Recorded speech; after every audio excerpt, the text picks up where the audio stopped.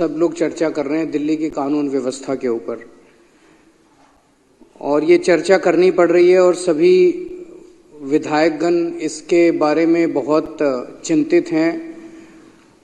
आज से 10 साल पहले दिल्ली के लोगों ने हमें जिम्मेदारी दी थी कि केजरीवाल जी आप स्कूल बनाओ, केजरीवाल जी आप अस्पताल बनाओ, केजरीवाल जी आप बिजली ठीक करो, केजरीवाल जी आप पानी ठीक करो, सड़कें ठीक करो। हमने अपनी जिम्मेदारी पूरी करी। हमने स्कूल अच्छे कर दिए, हमने अस्पताल अच्छे कर दिए, दवाइयाँ ठीक कर दी, हमने बिजली ठीक कर दी, हमने कई इलाकों में पानी ठीक किया, कईयों में बाकी है, वो भी कर रहे हैं। लेकिन एक सुधार की ओर बढ़ रहा है सब कुछ। हमने कई सड़कें ठीक की, कई बाकी हैं, वो भी कर रहे हैं। दिल्ली की जनता ने इनको एक ही जिम्मेदारी दी थी। दिल्ली आधा राज्य है तो आधी जिम्मेदारी दिल्ली सरकार के पास है, आधी जिम्मेदारी केंद्र सरकार के पास है। तो दिल्ली की जनता ने बीजेपी की केंद्र सरकार को जिम्मेदारी दी थी कि भाई दिल्ली वालों को सुरक्षा प्रदान करने का काम आप करो, दिल्ली में कानून व्यवस्था लागू करने का काम आप करो। और केंद्र सरकार में जो केंद्रीय गृह मंत्री हैं अमित शाह जी, ये जिम्मेदारी उनके कंधों पे आती है कि दिल्ली के अंदर सुरक्षा, हर व्यक्ति को सुरक्षा प्रदान की जाए और दिल्ली को सुरक्षित रखा जाए। ये सीधे सीधे अमित शाह जी की जिम्मेदारी है। पिछले 10 साल से धीरे धीरे करते करते और अब पिछले कुछ सालों में तेजी से दिल्ली की कानून व्यवस्था बद से बदतर होती जा रही है। और खास तौर से 2019 में जब से अमित शाह जी गृह मंत्री बने हैं, तब से दिल्ली की व्यवस्था और ज्यादा खराब होती जा रही है। इनसे दिल्ली संभल नहीं रही है। दिल्ली का बहुत बुरा हाल हो गया है, दिल्ली की कानून व्यवस्था का बहुत बुरा हाल हो गया है। इन्होंने दिल्ली का बुरा हाल करके रख दिया, इनसे दिल्ली संभल नहीं रही है। मैं अभी 1 महीना पहले नारायणा में एक दुकान वाले हैं रोशन लाल जी, नांगलोई में एक दुकान वाले हैं रोशन लाल जी। उन्होंने 8 बजे सवेरे दुकान खोली और 9:15 बजे 2 मोटरसाइकिल पे सवार आए और उनकी दुकान के ऊपर उन्होंने अंधाधुंध गोलियां फायरिंग करनी चालू कर दी। मैं उनसे मिलने के लिए गया परसों। इन्होंने, बीजेपी वालों ने मेरे को वहां जाने नहीं दिया, इन्होंने मेरे को रास्ते में रोक लिया। मैं अमित शाह जी से कहना चाहता हूं, केजरीवाल को मत रोको, क्राइम को रोको, अपराध को रोको। मेरे को रोकने की क्यों जरूरत पड़ी?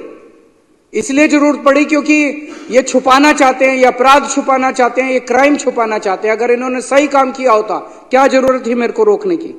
आज दिल्ली को गैंगस्टर कैपिटल के नाम से जाना जाता है पूरी दुनिया के अंदर। कौन आएगा दिल्ली के अंदर अगर इस तरह से पूरे दिल्ली के अंदर गैंगस्टर खुलेआम घूमेंगे? और ये उनके घर के कुछ, अमित शाह जी के घर के चंद किलोमीटर के दायरे में हो रहा है, 20 से 30 किलोमीटर के दायरे के अंदर हो रहा है। गोविंदपुरी में 23 नवंबर को पुलिस कांस्टेबल किरण पाल, 28 साल का किरण पाल था, उसकी चाकू गोद के हत्या कर दी गई अमित शाह जी के घर से 13 किलोमीटर की दूरी पे।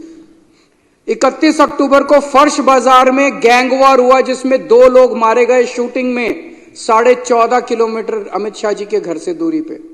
21 अक्टूबर को करोल बाग में एक महिला को किडनैप करके उसका बलात्कार कर दिया गया, मात्र 9 किलोमीटर की दूरी अमित शाह जी के घर से। आज हर बिजनेसमैन और हर महिला डरे हुए हैं। बिजनेसमैन के साथ मॉडस ऑपरेंडी है कि पहले उसके पास कॉल आती है, उसको कहा जाता है इतने पैसे यहां पहुंचा दे, और खबरदार, ये जो मैं बता रहा हूं ये तो वो सारे आंकड़े हैं जो पुलिस के रिकॉर्ड में हैं। इससे 3-4 गुना आंकड़े तो वो होंगे जो पुलिस को बताए ही नहीं बिजनेसमैन ने।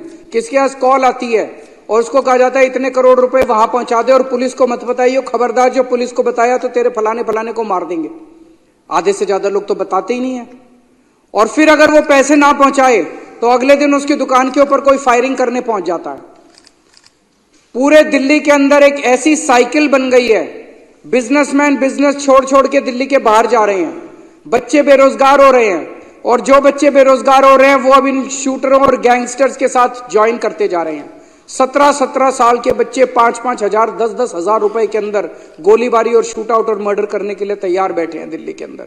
ये ऐसी खतरनाक साइकिल दिल्ली के अंदर बनती जा रही है जिसको देख कर सुन के ही रोंगटे खड़े हो जाते हैं। तो अमित शाह जी से मैं कहना चाहता हूं, ये जीरो टॉलरेंस के खोखले भाषणों से काम नहीं चलेगा।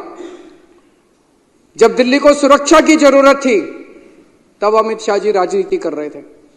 जब दिल्ली के व्यापारियों को सुरक्षा की जरूरत थी तब अमित शाह जी खोखले वादे कर रहे थे। और जब हमारी दिल्ली की माएं गैंगवार में अपने बच्चों को खो रही थी तो अमित शाह जी जाके चुनावी रैलियां अटेंड कर रहे थे। मैं उनसे पूछना चाहता हूं, अमित शाह जी आप किस चीज का इंतजार कर रहे हो? कितनी और मौत के बाद आप जागोगे? कितने और व्यापारी दिल्ली छोड़ के जाएंगे जिसके बाद आपकी नींद खुलेगी? अब दिल्ली की जनता सुरक्षा के लिए किसके पास जाए?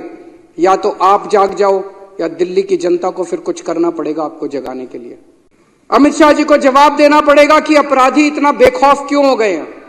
अभी थोड़े दिन पहले उन्होंने मीटिंग ली दिखावा करने के लिए दिल्ली पुलिस के अफसरों की। पिछले शुक्रवार को आए थे यहां पे दिल्ली पुलिस के हेडक्वार्टर पे, आके कहते हैं जीरो टॉलरेंस करना है। कहां जीरो टॉलरेंस? अब ये भाषणबाजी से काम नहीं चलेगा। जीरो टॉलरेंस कहां? जीरो टॉलरेंस है? पूरी दिल्ली के अंदर गैंगस्टर्स का राज हो गया है। एक बिजनेसमैन ने बताया कि जब अपना सालाना वो बनाते हैं, अब उन्होंने प्रोटेक्शन मनी भी अपना डालना चालू कर दिया। साल का अकाउंट बनाते हैं ना ये बेचारे, अपना प्रोटेक्शन मनी भी डालना चालू कर दिया है। एक ग्रेटर कैलाश का एक व्यापारी है, उसने बताया उनका पुश्तैनी धंधा था, बाप दादा परदादा का धंधा था। इतनी फिरौती की कॉल्स आई, इतनी फिरौती की कॉल्स आई, बंद कर दिया उन्होंने धंधा। कैसे लोग धंधा करेंगे दिल्ली के अंदर? कैसे लोग जिएंगे दिल्ली के अंदर?